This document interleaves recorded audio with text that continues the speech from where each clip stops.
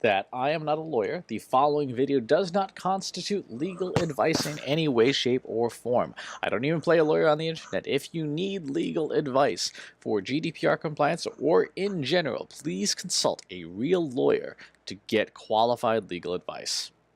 In tonight's Do Something With Your Marketing, we're going to take a very practical look at a few settings you need to implement inside Google Analytics if you want to achieve baseline GDPR compliance. This is not a comprehensive list. This is not the exhaustive list of to-dos. For that, please consult any of the many GDPR resources. But since Google is announcing this and sent emails out to people telling them they should turn on and use the features, they didn't specify a whole lot of help, we'll cover a few of them. So the first thing you want to do is look at data retention. By default, this is the section about GDPR specifically. You can choose how long you want to retain individual information, such as cookies, user identifiers, advertising identifiers. This does not change the roll-up reports. So if you were to look in Google Analytics at your average chart, like how many website visits did we get, that would not be impacted. This is just for user ID features and things like that. If you are currently using cookies within Google Analytics, user ID, or advertising identifiers, then set this to the appropriate retention policy that your company has set for GDPR. If your company has not set one, your best bet is to set it to 14 months. And then set yourself a calendar reminder to immediately talk to your legal team about that. But for the most part, if you don't do anything with user ID, if you don't even have it turned on, if you're using only the baseline advertising data, set this to 14 months, and then you'll need to update your privacy policy on your website to say, we use Google Analytics and we are currently retaining data for 14 months. Any GDPR users who wish to interact with Google to ask for their right to be forgotten or for their personal information in a machine-readable format should contact Google, but this is a 14-month. Hit that, sets that to save. The other big thing that you'll want to do is read this article on avoiding sending PII, personally identifiable information, to Google Analytics. Try not to do it. Don't do it unless it is encrypted and anonymized. And so this incorporates things like user IDs, page titles, PII entered by users in form fields. All of these things are things that you do not want in your Google Analytics data. So if, you'll want to go through and audit, make sure that you're not sending it. I'll show you a very quick way to check some of this. If you go into behavior, if you go into site content, all pages, and if you scroll, if you set this to like, go to page 200 of 409 results, you might start to see like, question marks and then variables that have stuff on the end, little bits of junk on the end. If you start to see that, like there's an example, that one does not have any personally identifying information on it, but you can see that is definitely a tracking code of some kind. In cases like that, you want to follow the instructions in this guide for either encrypting it if you know you need it, or outright blocking it. So there may be some third party that's sending traffic to your website. You might be able to want to block, for example, that particular user ID tag if it's not yours and you have no relationship to it. The third thing that is really difficult is IP addresses. Under GDPR, an IP address is considered personal data, and so we have to perform some level of anonymization in it.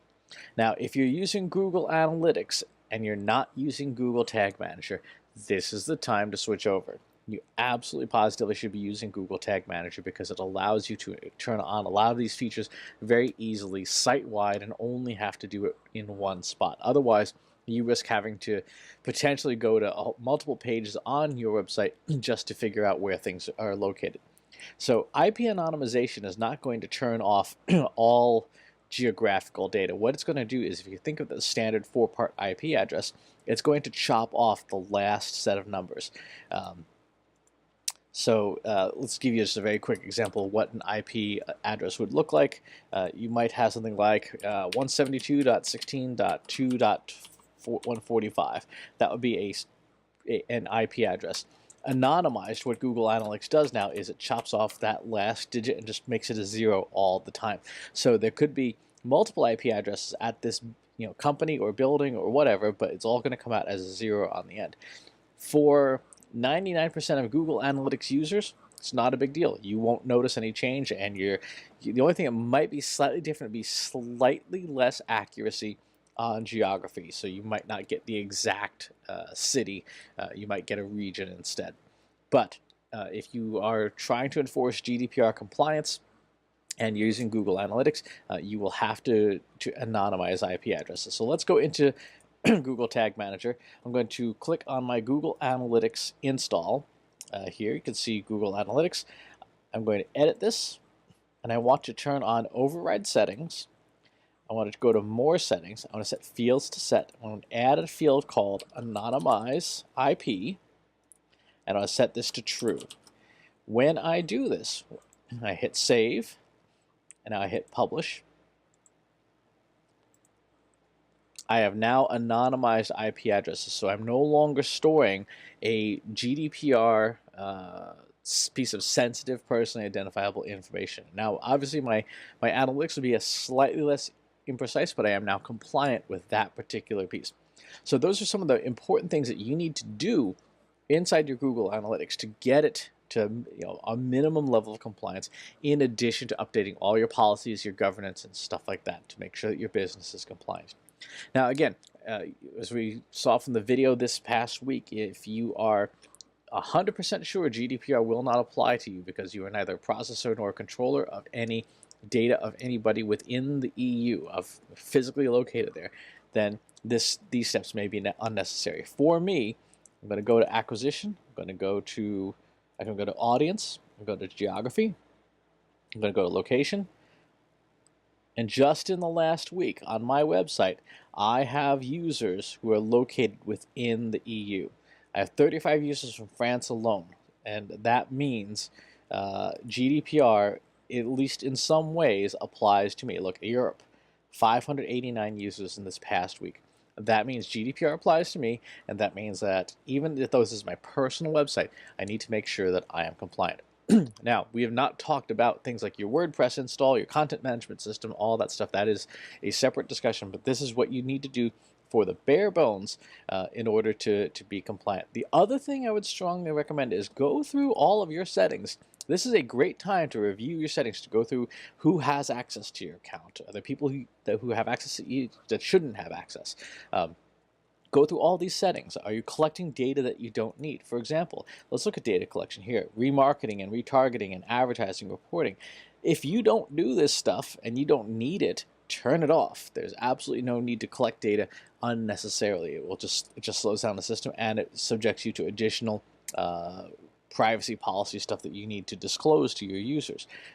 For user ID, are you using user ID? If you are, great. If you're not, make sure it is off so that, again, you're not collecting data that you have no need for. So GDPR, also good opportunity for you to audit your analytics infrastructure and make sure that it is in good condition and that you're not collecting information you don't need. That's it for this week's Do Something With Your Marketing. As always, please subscribe to the YouTube channel and to the weekly newsletter, and I'll talk to you soon. Take care.